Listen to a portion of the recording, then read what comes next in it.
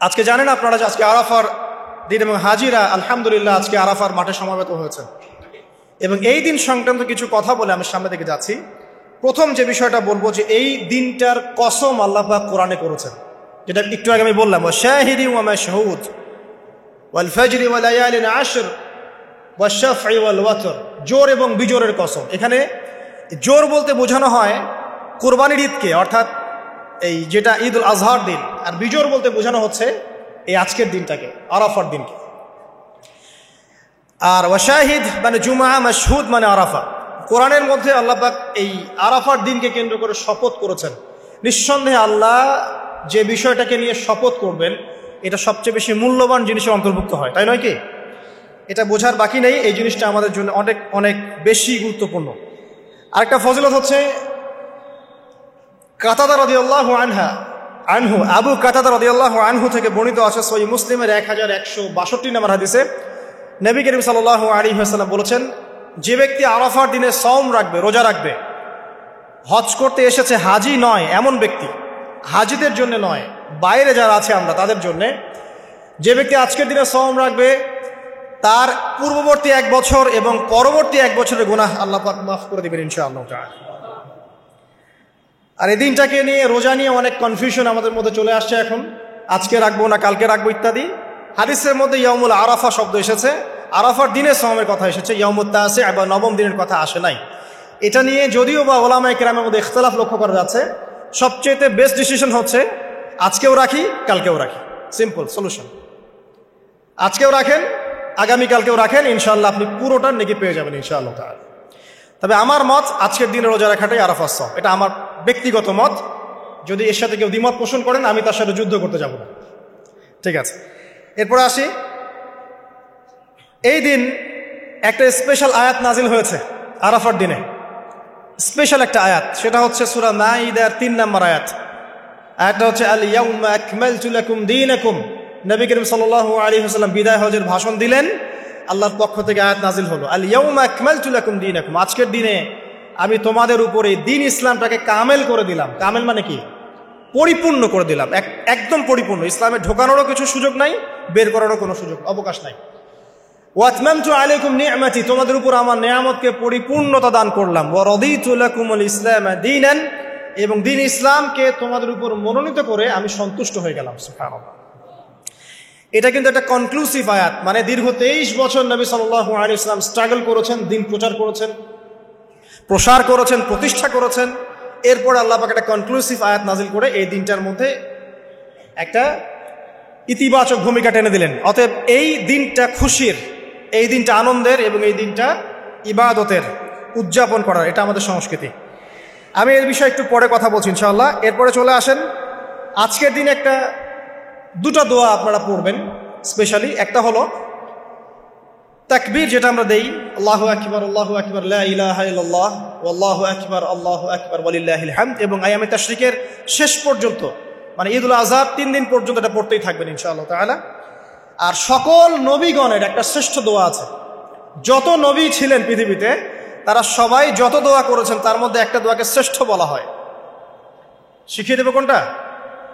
সেটা হলো লা ইলাহা ইল্লাল্লাহ ওয়াহদাহু লা শারীকা লাহ লাহুল মুলক ওয়া লাহুল হামদ ওয়া হুয়া আলা কুল্লি শাইইন কাদির। এই দোয়াটা দিনে যে ব্যক্তি 100 বার পড়বে, দিনে যে ব্যক্তি 100 বার পড়বে, ওই দিন আল্লাহর লিস্টে ওই ব্যক্তি ছাড়া বেশি আমলকারী কেউ হতে পারবে না। তবে সেই ব্যক্তি ব্যতীত যে এর চেয়ে বেশি পড়েছে, কেউ 200 300 500 পড়েছে, তখন সে বেশি র্যাঙ্কিংয়ে শীর্ষে চলে যাবে আর কি। মিনিমাম 100 বার। আরও ফজিলত হচ্ছে 100 বার যদি আপনি পড়েন, ওই দিন শয়তান আপনাকে স্পর্শ করতে পারবেন ইনশাআল্লাহ, এবং আপনার আমলনামা থেকে 100 গুনাহ মিটিয়ে ফেলা হবে, 100 নেকি লিখে দেওয়া হবে ইনশাআল্লাহ। অতএব আজকে আমরা এই দোয়াটা পড়তে পারি, লা ইলাহা ইল্লাল্লাহ ওয়াহদাহু লা শারীকা লাহ লাহুল মুলক ওয়া লাহুল হামদ ওয়া হুয়া আলা কুল্লি শাইইন কাদির। এরপরে আসেন, এই দিন একটা ফজিলত হচ্ছে, আজকের দিনটা হচ্ছে হজের দিন, হজ আকবরের দিন। আমরা অনেকেই হজটাকে তুচ্ছ মনে করি, অনেকের সামর্থ্য আছে কিন্তু হজ করতে যাই না। আছেন এমন মানুষ? দুনিয়ার চাকচিক্য নিয়ে ব্যস্ত আছে, কিন্তু হজ ফরজ হয়ে গেছে, সেই কবে হজ করতে যাই না। মনে করি মেয়ের বিয়ে দিয়ে শেষ বয়সে যাব, তাই না? অথচ হজ করতে হয় ইয়াং বয়সে, যদি সামর্থ্য থাকে ইয়াং বয়সে হজ করতে হবে। আমরা কিছু ফজিলত জেনে নেই এবং আল্লাহর কাছে দোয়া করি আল্লাহ পাক আজকে আমাদের এই ক্ষুদ্র মসজিদে যত মুসল্লি উপস্থিত আছে আল্লাহ পাক সবার তাকদিরে হজে আকবার নসিব করুন, আমিন। এবং মাকবুল আর মাবরুর হজ করার তৌফিক আল্লাহ পাক আমাদের সবাইকে দান করুন, আমিন। একটা হাদিস আছে, বুখারী মুসলিম দুইটা কিতাবে এসেছে, যে ব্যক্তি মান হাজ্জা লিল্লাহ, যে ব্যক্তি শুধু আল্লাহর জন্য হজ করলো, ওয়ালাম ইয়ারফুস ওয়ালাম ইয়াফসুক, এবং হজের মধ্যে কোনো প্রকার ফাহেসা কাজ করে নাই, অশ্লীল কোনো কাজ করে নাই, কোনো ফাসাকি কাজ করে নাই, সে ব্যক্তি ওই দিনের মতো নিষ্পাপ হবে। ওয়ালাদাতহু উম্মুহ, কোন দিন? ইয়াউমু ওয়ালাদাতহু উম্মুহ, যেদিন তার মা তাকে জন্ম দিয়েছে। এটা সবচেয়ে বড় বেনিফিট। আরেকটা হাদিসে আছে যে মাকবুল হজ, একটা মাকবুল হজের জাযা জান্নাত ছাড়া আর কিছুই না। একটা মাকবুল হজের জাযা বা প্রতিদান হচ্ছে জান্নাত ছাড়া আর কিছুই না। একটা হাদিস পড়লাম গতকালকে, সেটা হলো নবী করিম সাল্লাল্লাহু আলাইহি ওয়াসাল্লাম বলছেন এই উম্মতকে লক্ষ্য করে, তোমাদের যাদের হজ করার সামর্থ্য আছে এবং যাকে কঠিন কোনো রোগ আক্রমণ করেনি, 1, 2, যাকে কোনো অত্যাচারী শাসক বাধা দেয়নি, 2, এবং 3, যার আর্থিক সামর্থ্য আছে, গরিব মিসকিন না, আর্থিক সামর্থ্য আছে, 3টা শর্ত যার পূরণ আছে, তারপরেও যে ব্যক্তি হজ করলো না আমার উম্মতের মধ্যে, সে ইহুদি হয়ে মরুক বা নাসারা হয়ে মরুক, এতে আমার কিচ্ছু যায় আসে না। নাউযুবিল্লাহ, শুনতে পাচ্ছেন কথা? মানে হজের সামর্থ্য আছে, রোগ নাই, অর্থনৈতিক সামর্থ্য আছে, কোনো শাসক তাকে বাধাও দিচ্ছে না, এরপরেও সে হজ করলো না, নবীজি বলছেন এ ইহুদি হয়ে মারা যাক বা নাসারা হয়ে মারা যাক, এতে আমার কিচ্ছু যায় আসে না। নাউযুবিল্লাহ। তারপরে শোনেন, 3 শ্রেণীর মানুষ আল্লাহ রাব্বুল আলামিনের মেহমান। 3 শ্রেণীর মানুষ আল্লাহ পাকের মেহমান। 1 নাম্বার হচ্ছে গাজী। গাজী মানে কি? ইসলামের জন্য যুদ্ধ করেছে, অন্য কোনো জন্য নয়, দিন ইসলামের জন্য যুদ্ধ করেছে, বিজয় লাভ করেছেন, নাম কি? গাজী। এই ব্যক্তি আল্লাহর মেহমান। যেমন আবু বকর সিদ্দিক, ওমর, ওসমান, আলী রাদিয়াল্লাহু আনহুম, তারা ইসলামের জন্য যুদ্ধ করেছিলেন না? তারা তখন গাজী হিসেবে বেঁচেছিলেন। ঠিক আছে। 2 নাম্বার হচ্ছে মুআতামির, মানে ওমরাকারী, যে ব্যক্তি ওমরা করতে গিয়েছে সে আল্লাহর মেহমান। আর 3 নাম্বার এই যে হাজি, যে ব্যক্তি হজ করতে গিয়েছে সে আল্লাহ পাকের মেহমান। আমাদের একটা কর্তব্য আছে, এটাও একটা হাদিসে এসেছে, নবী করিম সাল্লাল্লাহু আলাইহি ওয়াসাল্লাম বলেছেন ইদা লাকিতাল হাজ, যখন তুমি কোনো হাজির সাথে দেখা করবে, সাক্ষাৎ পাবে, ফাসাল্লিম আলাইহি, তখন তাকে সালাম দিও, এবং তার সাথে মোসাফা করবে। তার সাথে কি করবে? মোসাফা করবে। এখন 1 হাতে না 2 হাতেই তর্কে যাওয়ার দরকার নেই, মোসাফা করেন। 1 হাতে পারলে 1 হাতে করেন, 2 হাতে পারলে 2 হাতে করেন, এটা তর্ক করার দরকার নেই, মোসাফা করেন। ঠিক আছে। মানে আমরা তো তর্কের শেষ নাই, যে কোনো ইস্যু পাইলেই তর্ক।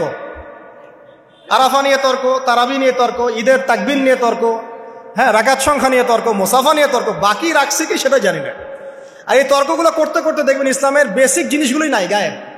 ইসলামী না আছে খেলাফা, ইসলামী না আছে ইমারা, না আছে ইউনাইটেড কোনো ইসলামিক কমিউনিটি, না আছে ইসলামিক কোনো ইকোনমিক্সের বেস, না ইসলামিক কোনো মিডিয়া, না ইসলামিক কোনো কিছুই নাই। যা আছে প্রটেস্ট্যান্ট ভার্সন, মানে নামাজ, রোজা, হজ, যাকাত, এগুলাই। আর এগুলো নিয়ে আমরা এখন তর্ক করছি। ব্যক্তি পর্যায়ে দিন আছে, বাকি বাইরে আর দিন নাই। মসজিদের মধ্যে আসবে পাক্কা নামাজি, মসজিদ থেকে বের হয়ে গেল সুদখোর। তো আল্লাহ হেফাজত করুক আমাদেরকে। আমাদের বড় বড় ইস্যুগুলো নিয়ে বেশি কথা বলা উচিত। মোসাফে 1 হাতে হবে না 2 হাতে, এর জন্য কি জান্নাত জাহান্নামের ফয়সালা হয়ে যাবে? তাই মনে হয় আপনাদের? সুবহানাল্লাহ। একজন বলছে ইশারা করতে হবে তাশাহুদে এভাবে, আরেকজন বলছে একটু নড়াতে হবে। এই মাসআলাটার জন্য কি আপনার জান্নাত জাহান্নামের ফয়সালা হয়ে যাবে মনে হচ্ছে আপনার? অথচ আকীদার ঠিক নাই, এদিকে আমলের ঠিক নাই, অর্থনৈতিক জীবনের ঠিক নাই, মুআমালাতের ঠিক নাই, সম্পত্তির বন্টন মেরাজে ঠিক নাই, এগুলো ঠিক নাই, এবং আল্লাহর জমিন, আল্লাহর দ্বীন বাস্তবায়নের কোনো চেষ্টাই নাই, অথচ এগুলো নিয়ে ব্যস্ত হয়ে আছে। আল্লাহ পাক আমাদের বিচক্ষণতা দান করুন, দূরদর্শিতা দান করুন, আমিন। আসুন, মোসাফা করতে বলেছেন নবীজি, তারপরে বলবেন যে মুরহু, তাকে আদেশ করুন। এখানে আদেশ মানে হচ্ছে অনুরোধ করুন, তাকে আদেশ করুন বা অনুরোধ করুন, আই ইস্তাগফিরুল্লাহ, সে যেন তোমার জন্য ইস্তেগফার করে। কে? যে ব্যক্তি হজ করে এসেছে, হাজি, তাকে সালাম দিবেন, মোসাফা করবেন, দিয়ে বলবেন যে ভাই আপনি আমার জন্য দোয়া করেন। কারণ ফাইন্নাহু মাগফুরুন লাহ, কারণ সে ব্যক্তি একজন ক্ষমাপ্রাপ্ত মানুষ। তবে একটা বিষয়, মানুষের সম্পদ আত্মসাৎ করে সুদের টাকা দিয়ে, ঘুষের টাকা দিয়ে, প্রতারণা, বাটপাড়ি, দুর্নীতির টাকা দিয়ে হজ করতে গিয়ে কতটুকু মাগফুর হয়ে আসা যাবে, এটা একটা প্রশ্নবিদ্ধ বিষয়। তো এই বিষয়গুলোকে ক্লিয়ার করে হজ করতে যাওয়া উচিত। আল্লাহ পাক আমাদেরকে তৌফিক ইনায়াত করুন, আমিন। এই দিনের একটা প্রতিশ্রুতি আছে। কি প্রতিশ্রুতি? আয়েশা রাদিয়াল্লাহু আনহা থেকে সহিহ মুসলিমে এসেছে এবং জাবের রাদিয়াল্লাহু আনহু থেকে ইবনে হিব্বানের 3853 নম্বর হাদিসে এসেছেন। আল্লাহ রাব্বুল আলামিন এই দিনে হাজীদেরকে দেখে বলেন, যারা আরাফার মাঠে এসেছেন তাদেরকে দেখে বলেন যে আমার এই বান্দারা দূর দূরান্ত থেকে সফর করে এখানে এসেছে। ওদের চেহারাগুলো তাকিয়ে দেখো, ক্লান্ত, ক্লিষ্ট, চুলগুলো এলোমেলো, পরিশ্রান্ত। তারা আমার রহমতের প্রত্যাশী, অথচ তারা কেউ আমার আযাব দেখে নাই। হে ফেরেশতারা, তোমরা সাক্ষী থাকো, আমি তাদের সবাইকে মাফ করে দিলাম। এবং নবী সাল্লাল্লাহু আলাইহি ওয়াসাল্লাম বলছেন যে আজকের দিনে যত মানুষকে আল্লাহ পাক জাহান্নাম থেকে মুক্তি দিবেন, অন্য কোনো দিনে এত মানুষকে আল্লাহ পাক মুক্তি দিবেন না। আল্লাহ পাক আমাদেরকে সবাইকে জাহান্নাম থেকে মুক্তি দান করুন, আমিন। তো শেষ যে বিষয়টার দিকে টাচ করে আমি কনক্লুশন দিকে যাব, সেটা হলো উম্মতে মুহাম্মাদির জন্য আজকের দিনের মধ্যে স্পেশাল কি বলেন তো? এটা হচ্ছে আমাদের মূল পয়েন্ট। আজকের দিনে ফজিলত জানলাম, আমরা আমলগুলো জানলাম, সব ঠিক আছে, কিন্তু আমাদের জন্য আসলে স্পেশাল কি জিনিস? আমাদের জন্য আজকের দিনের স্পেশাল যে বিষয়, সেটা হলো আজকের দিনে দিন ইসলাম পূর্ণতা লাভ করেছে। ইসলামের পূর্ণতা দিবস আজকে। 23 বছর দিন ইসলাম প্রচার করার পরে আজকের দিন আল্লাহ পাক বলেছেন দিন পূর্ণ করে দিলাম। ইহুদিরা বলছিলেন যে আজকের দিন এই আয়াতটা যদি আমাদের উপর নাজিল হতো, আমরা তাহলে ঈদ পালন করতাম। নবীজি বললেন এটা আমাদের ঈদের দিনই, এটাও আমাদের ঈদের দিন, কোনো সমস্যা। তো আমাদের সবচেয়ে ইম্পর্টেন্ট জায়গা এটা যে আজকের দিনে দিন ইসলাম পূর্ণতা লাভ করেছে। এখন ইসলাম যে পূর্ণতা লাভ করলো, এই দিবসটা কতজন জানে যে আজকের দিন ইসলাম পূর্ণতা লাভের দিন? আমরা অনেক দিবসের কথা জানি, আন্তর্জাতিক দিবস, জাতীয় দিবস, পারিবারিক দিবস, জন্মদিন, মৃত্যুদিন, হ্যাঁ, অনেক দিবসের কথা আমরা জানি। ইসলামের পূর্ণতা দিবস কতদিন জানেন? কতজন জানেন? দেখেন, সাংস্কৃতিক আগ্রাসন কোথায় আপনার মূল জায়গাটা নিয়ে যাওয়া হয়েছে। শেকড় ভুলে গেছে মানুষ। এখন মানুষ শেকড় ভুলে বিদেশিদের সংস্কৃতি লালন করছে, কোনো কোনো ক্ষেত্রে বিদেশি প্রভুদের দাসত্ব করছে। 23 বছর নবী সাল্লাল্লাহু আলাইহি ওয়াসাল্লাম দিনের জন্য অক্লান্ত মেহনত করেছেন। ওয়াহি আসার পর থেকে প্রথম 3 বছর গোপন দাওয়াত দিয়েছেন, একদম গোপনে গোপনে দাওয়াত দিয়েছেন। আবু বকর, ওসমান, ওমর, আলী, এরকম কিছু সাহাবী ইসলাম কবুল করেছেন। আস্তে আস্তে দাওয়াত প্রচার লাভ করেছে। যত প্রসার হয়েছে তত মানুষের অত্যাচার বেড়েছে। এক পর্যায়ে তাকে সাহাবী থেকে আবিসিনায় হিজরত করতে পাঠাতে হয়েছে। তারপর তিনি তায়েফে গিয়েছেন, ওখান থেকে রক্তাক্ত হয়ে মক্কা এসেছেন। আবার সেখান থেকে ইয়াসরিব, মদিনায় গিয়েছেন। ইয়াসরিবের মানুষ ইসলাম কবুল করেছিল। তারা নবী সাল্লাল্লাহু আলাইহি ওয়াসাল্লামকে আশ্রয় দিলেন, সাহাবীদেরকে আশ্রয় দিলেন। নবীজি সেখানে গিয়ে একটা ইসলামিক কমিউনিটি গড়লেন, মসজিদে নববী গড়লেন, সেখানে অর্থনীতি স্ট্রং করলেন, সেখানে একটা ইমারা গঠন করলেন, সেখানে একটা জামাআ গঠন হলো। এরপরে যখন মুশরিকরা তাদেরকে আক্রমণ করতে শুরু করলো, তখন বদরের যুদ্ধ হয়ে গেল। তারপর উহুদ, তারপর খন্দক, তারপর আপনার এই যে হুদাইবিয়া, খাইবার, হতে হতে চলতে থাকলো। এক পর্যায়ে পররাষ্ট্রনীতি অ্যাপ্লাই করলেন। রোমের সম্রাটকে দাওয়াত দিচ্ছেন, মিশরের মুকাউকিয়াসকে দাওয়াত দিচ্ছেন, পারস্যের খসরুকে দাওয়াত দিচ্ছেন, সব জায়গায় দাওয়াতি কাজ ছড়িয়ে পড়তে লাগলো। 23 বছর অক্লান্ত পরিশ্রম। এক পর্যায়ে এই যে শেষে, একদম জীবনের শেষ পর্যায়ে এসে তিনি বিদায় হজ করলেন। একটাই হজ করেছেন তিনি। নবী সাল্লাল্লাহু আলাইহি ওয়াসাল্লাম একটা হজই করেছেন জীবনে। এবং সেই হজের দিন যখন এই ভাষণ তিনি দিচ্ছেন, তখন আল্লাহ পাক এই আয়াতটা নাজিল করে দিনটাকে পরিপূর্ণতা দান করলেন। আজকের দিনের মূল শেকড়টা কোথায় বুঝতে পারছেন? এই 23 বছরের দাওয়াতি জীবনের পরিসমাপ্তি এখানে। আজকের দিনের পরে আসলে পূর্ণাঙ্গ কোনো সূরা নাজিল হয়নি। সর্বশেষ নাজিল হয়েছে সূরা নাসর, ইযা জাআ নাসরুল্লাহি ওয়াল ফাতহ। এরপরে বিচ্ছিন্ন 2-1টা আয়াত নাজিল হয়েছে, কিন্তু পূর্ণাঙ্গ আর কোনো সূরা নাজিল হয়নি। আজকের দিনের পর নবী সাল্লাল্লাহু আলাইহি ওয়াসাল্লাম মাত্র 80 বা 83 দিন বেঁচে ছিলেন। সর্বশেষ যে কথাটা আমরা শুনবো এখন, সেটা হলো নবী করিম সাল্লাল্লাহু আলাইহি ওয়াসাল্লাম আজকের এই দিনে জনগণকে উদ্দেশ্য করে কিছু কথা বলেছিলেন। এই কথাগুলো বলে তিনি আজকের হজটা শেষ করেছেন। আমরা অনেকেই এই ভাষণটা সম্পর্কে জানি না। আমরা অনেক ভাষণ নিয়ে এখন গর্ব করি। নবী করিম সাল্লাল্লাহু আলাইহি ওয়াসাল্লামের এই যে সর্বশ্রেষ্ঠ ভাষণ, এটা কতজন জানেন? বিদায় হজের ভাষণ। কতজন জানেন বিদায় হজের ভাষণে নবী সাল্লাল্লাহু আলাইহি ওয়াসাল্লাম কি বলেছিলেন উম্মতকে? আমরা একটু আপনাদেরকে শোনাবো, শুনিয়ে ইনশাআল্লাহ লেকচারটা শেষ করব।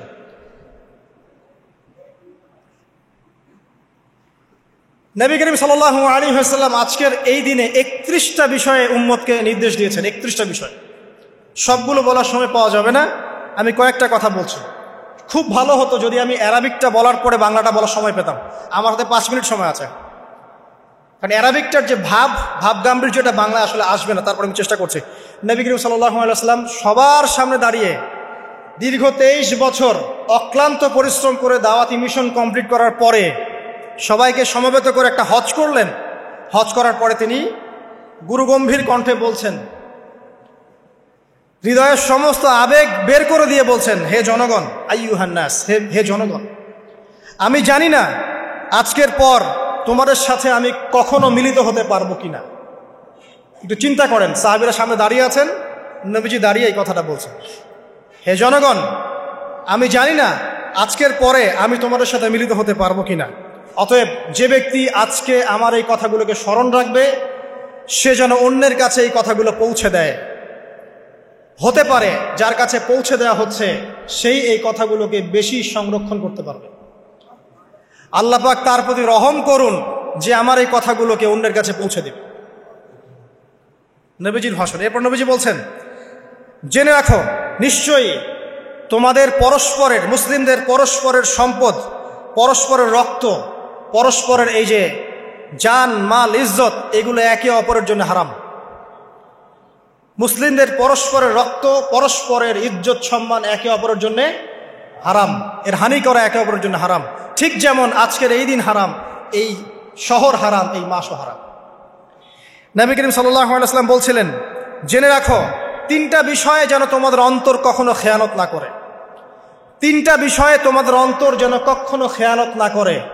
1, তোমরা যে কাজটাই করবা শুধু আল্লাহ পাকের সন্তুষ্টির জন্য করবে। তোমরা যে কাজই করবে শুধু আল্লাহর সন্তুষ্টির জন্য করবে। তোমাদের শাসক বর্গের কল্যাণ কামনা করবে। তোমাদের শাসক বর্গের কল্যাণ কামনা করবে। 3 নাম্বার, মুসলিমদের জামাতকে আঁকড়ে ধরে রাখবে। মুসলিমদের ইউনাইটেড কমিউনিটিকে আঁকড়ে ধরে থাকবে। এই 3টা বিষয় পালনের ক্ষেত্রে তোমাদের অন্তর যেন খেয়ানত না করে। এদিন সূর্য ঢলে যাওয়ার পরে নবী সাল্লাল্লাহু আলাইহি ওয়াসাল্লাম আরো বললেন, শুনে রাখো হে মানব জাতি, এটা ভালো করে শোনেন, শুনে রাখো হে মানব জাতি, নিশ্চয়ই আমি মুহাম্মদ সাল্লাল্লাহু আলাইহি ওয়াসাল্লাম জাহেলি যুগের যত কুপ্রথা আছে সমস্ত কুপ্রথাকে আমার পায়ের তলে পিষ্ট করে গেলাম। জাহেলি যুগে কি ছিল ভাই? শিরিক ছিল, সুদ ছিল, মাদক ছিল, নারীর অবমাননা ছিল, কন্যা সন্তানকে দাফন করা হতো, রক্তক্ষয়ী হানাহানি মারামারি কাটাকাটি ছিল। এগুলো সব কিছুকে আমি আমার পায়ের তলে দাফন করে গেলাম। এটা কি দাফন হয়েছে? তিনি বলছেন, নিশ্চয়ই আমি জাহেলি যুগের সুদকে আমার পায়ে তলে পিষ্ট করে যাচ্ছি। সর্বপ্রথম যার সুদ আমি পিষ্ট করছি তিনি হচ্ছেন আব্বাস ইবনে আব্দুল মুত্তালিব, আমার চাচার সুদ। নিজের পরিবার থেকে দৃষ্টান্ত স্থাপন করলেন। তিনি আরো বললেন, হে উপস্থিত জনগণ, তোমরা মেয়েদের ব্যাপারে সতর্ক থাকবে এবং তোমাদের স্ত্রীদের ব্যাপারে সতর্ক থাকবে, তাদের হকের ব্যাপারে সতর্ক থাকবে, কেননা তোমরা তাদেরকে আল্লাহর কালিমার মাধ্যমে হালাল করে নিয়েছো। অতএব তাদের ব্যাপারে তোমরা সতর্ক থাকবে। তোমাদের উপর তাদের হক হচ্ছে তোমরা যা খাবে, যা পরবে, তাদেরকেও তাই খাওয়াবে, তাই পরাবে। আর তাদের উপর তোমাদের হক হচ্ছে তারা তোমাদের বিছানায় এমন কাউকে আসতে দিবে না যাদেরকে তোমরা অপছন্দ করো।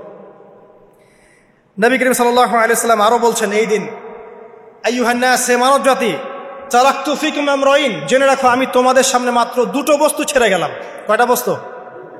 লান তাদিল্লু মা তামাসসাকতুম বিহিমা, তোমরা কোনোদিন পথভ্রষ্ট হবে না যতদিন এই 2টা বস্তুকে আঁকড়ে ধরে থাকবে। কিতাব আল্লাহ, আল্লাহর কিতাব, ওয়া সুন্নতি নবীহি, এবং তার নবীর সুন্নাহ। তিনি আরো বললেন, আল মুসলিম, জেনে রাখো প্রকৃত মুসলিম সে ব্যক্তি মান সালিমাল মুসলিমুনা মিন লিসানিহি ওয়া ইয়াদিহি, যে ব্যক্তির হাত এবং জবান থেকে অন্য মুসলিম নিরাপদ থাকে সেই ব্যক্তি হচ্ছে প্রকৃত মুসলিম। আল মুহাজির, আর প্রকৃত মুহাজির সে ব্যক্তি মান হাজারা মা নাহাল্লাহু আন, আল্লাহ পাক যা নিষেধ করেছেন সেখান থেকে যে দূরে থাকে সেই ব্যক্তি প্রকৃত মুহাজির মানে হিজরতকারী।